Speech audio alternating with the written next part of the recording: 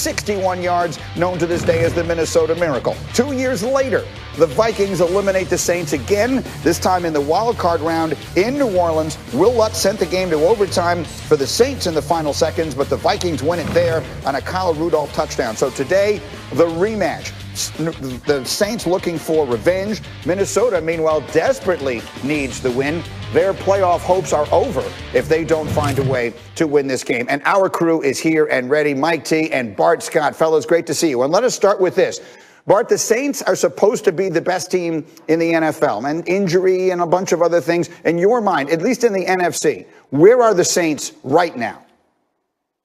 They still are the best team in the NFL, but they just have to get right. And I think they have to change their game plan. Last week, Drew Brees looked mediocre at best, only completing 15 passes, under 50% of his attempts. Also, they need to start running the ball and going through Alvin Kamara. I mean, whenever you get a young quarterback, we remember about all the aging quarterbacks back in the day. I think about John Elway. I think about Peyton Manning. It was led by a strong running game. They're asking him to do too much. We don't know how healthy he is from the ribs. And Michael Thomas and him has to come back and get on the same page. But to protect Drew Brees and protect guys from putting barbecue sauce on those ribs, you're going to have to run the football and have play action down the field. His attempts are allowing defenders just to sit on the football, understanding that he's not going to open up. And we don't know how healthy that cartilage is. People talk about the ribs itself and the punctured ribs, the punctured lung. But what about being able to open up and really rail back and really stretch that abdomen or those obliques and be able to push the ball down the field? I don't know how healthy and how confident he is in that.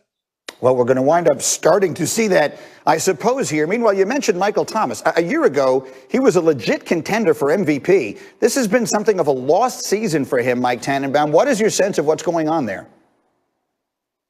Yeah, there's a lot of noise coming out of New Orleans that he's not happy there. He's only played in 7 games, so we'll see how the postseason goes with him and Drew Brees. But I wouldn't be surprised if Michael Thomas was on another team next year. It's been a disappointing season, and I agree with what Bart Scott said, which is Drew Brees looked old and rusty, so this has to get better in a hurry. They have the chance to be the best team, but without a happy and focused Michael Thomas, I think they're very vulnerable in the playoffs. Yeah, we'll wait and see.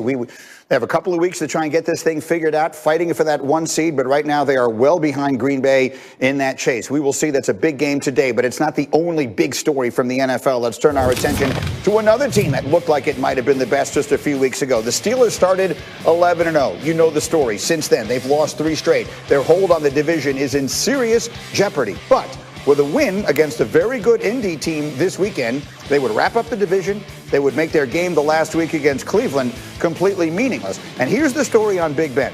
He is averaging the fastest time to throw this season, 2.3 seconds. And he has struggled immensely on slower developing plays, which ranks among the worst in the NFL this season when taking 3 or more seconds to throw the ball. And so, you know what, Mike Tannenbaum, I'm going to harken back to something you said on this show over the summer. And you got a lot of pushback, a lot of criticism. But you sort of made the point that older quarterbacks, when they sort of have taken all the hits they want to take, that ball comes out of there fast. I wonder what you are seeing right now in Ben. That's exactly right. And Greedy, you just mentioned it. He gets rid of the ball the fastest of any quarterback in the NFL. And Bart knows if you're a defender and you know the ball's coming out fast, it compresses the field. And what happens is that Von Bell play, that happens because you're not worried about the ball getting thrown over your head. And with Ben Roethlisberger right now, I saw it firsthand when you look at guys like Vinny Testaverde, Jay Cutler in Miami, and Brett Favre. You get to a point, Greeny, you don't want to get hit anymore. He looks like he's 39, and it's close to the end for Ben Roethlisberger. Yeah, but so he's trying to ride off into the sunset here in what looked like a special season. So, Bart, as you watch it, what's wrong with the Steelers, and how do they fix it in 2 weeks? They've forgotten their identity. They forgot who they've always been. And what they've always been has been a physical football team on both sides of the ball. Yeah, Ben has only been sacked 12 times because he's chucking and ducking. This has been a team that's always been built by running the football. They're 31st in the league in running the football. And when you do that, they're trying to run the football with using Juju Smith-Schuster, Ben getting the ball out of his hands. But like Mike Tannenbaum said, when you understand that as a defender, that the ball can't go over my head, now I can put the 8th man in the box, and now I can shut down the running game knowing that you're not going to push the ball down the football field. Listen, I played with the late Steve McNair, and he had an injury report that was probably about as big as a dictionary. And what happens is you just can't recover. For years, Ben Roethlisberger has been the Michael Myers of football. You knock him out, you think you killed him, he gets back up and rises back up like the Undertaker. And Mike Thomas has been Paul Dangerously telling him to get up and rise. But now he just doesn't have the ability or the willingness to take those type of hits. When you get older, you start realizing what you're playing for. You have children. You want to have quality of life afterwards. Ben has been hinting at retirement for years. And now I think he's finally going to get his wish, because I don't think that he's going to retire. I think the Steelers are going to retire him. Well, that's a very interesting question. Ben did say in some reporting that Shefty did over the weekend that he would like to come back next year. But Mike T, his cap number is over $41 million for next season. You're the general manager. How does that work? I would keep him for one more year, Greeny. I would pay him $19 million in cash, which helps comprise that cap number. But I would draft his replacement in the first round of the 2021 draft and let Ben ride off into the sunset. It's just like what Kansas City did a couple years ago. You have a good veteran in Alex Smith. You draft Patrick Mahomes. Patrick Mahomes only starts one game his rookie year. The rest is history. Pittsburgh has to draft Big Ben's replacement next year because it's really close to the end. I just keep him for one more year, and then that's it. We shall see. Again, this sort of feels like it's a tipping point here for that team potentially. Go ahead, Bart. You had one more thought. Yeah, because I believe that you can't draft somebody because this is a team that's in their window. They're going to have to address the Bud Dupree if they're going to try and re-sign him back. But they need to go and get a veteran quarterback, somebody that's maybe a retread like a Jameis Winston, maybe trade for a Sam Darnold. They need to get somebody that can play right now. And if Ben wants to give the team a friendly discount like Drew Brees did, he's made all the money that he needs to make. Now it's about legacy and trying to win a championship. But I think they should go out and address that with a veteran, a guy that's young in the process that can sit behind Ben for a year.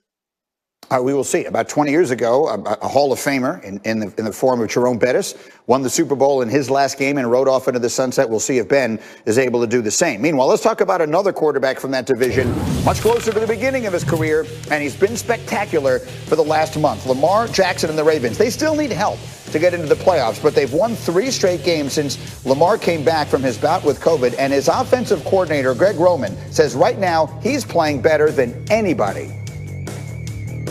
I feel like I should play like that all the time. It's nothing more, nothing less. I just got to keep doing what I'm doing. And the whole team, we just got to keep doing what we're doing. We haven't done anything yet. And like I said, we're fighting to get in the playoffs right now. So we just got to keep staying focused on the task at hand right now. Well, let's just put the numbers up on the screen and let you see just how good he's been these last 3 weeks. Those are NFL ranks that you see on the right side there. So he leads the league in total QBR. He's tied for the most total touchdowns. The Ravens have gone 3-0 during that stretch, including that thrilling Monday night game where they beat Cleveland. Again, they still do need help to get into the playoffs, but they feel like they'd be a pretty dangerous team were they to get there. Bart, you are my former Raven. What are you seeing in Lamar right now? What are you seeing in the Ravens? I mean, Lamar is doing what he's always done. I don't see any innovation from Greg Roman and trying to evolve this offense, being able to push the ball down the field. I think Hollywood Brown has been a huge disappointment. Willie Snead had the audacity to complain about not getting some attempts at him last week. He's been able to be effective with his legs and do what Lamar Jackson does. But in the playoffs, the competition is different. You're playing against playoff caliber teams. And I understand that Cleveland's that, but that's playing little brother. You understand and know that team better than any other team because you play them so often. I'm concerned with Lamar Jackson's lack of weapons and the inability to really beat teams from within the pocket. Until he does that, until he wins a playoff game, I think that you have to make sure that you pick up his option, but you don't get them the Mahomes deal. I think you tell Lamar, hey, we're going to give you your Amari Cooper and see if you can take it to the next level, because the league is going to always continue to catch up. And I think when you go out there and you know that you don't have to put 2 safeties deep, you can put another safety in the box, and you see what, San Diego at that time Chargers did by putting an extra safety on the field to put more athletes that can play in space. That's going to be the recipe to stop Lamar. And if this team falls behind, can Lamar Jackson win a playoff game by throwing from within the pocket? That remains to be seen. And I think the answer is no. They have to win a certain type of way, and they have a small margin for error. Well, so much has been made of the fact that he is 0-2 in the playoffs. That is well documented. But, Mike T., I sort of have a feeling that this team, they feel like a dangerous one. Maybe they're sort of more suited to be the team that sneaks in there from behind and scares people. How do you see them in this postseason? Yeah, Greeny, I agree with that, and I see it differently than Bart. I think we saw a transformational moment with Lamar Jackson when he came back on that 4th and 5 play against the Browns. He broke contain. Everyone thought he was going to run it. He pulled up, threw a touchdown pass to Hollywood Brown. There's very few players that could do it. And I'll tell you this, Kansas City, there's only 2 players on the planet that could send them home without a championship ring, Lamar Jackson and Derrick Henry. And if Baltimore gets hot, and I see it differently than Bart, because what's going on right now is the game is slowing down for Lamar. Experience is starting to matter to him, and he can carry this team all by himself and make those 3 or 4 plays in a game that could send anybody home.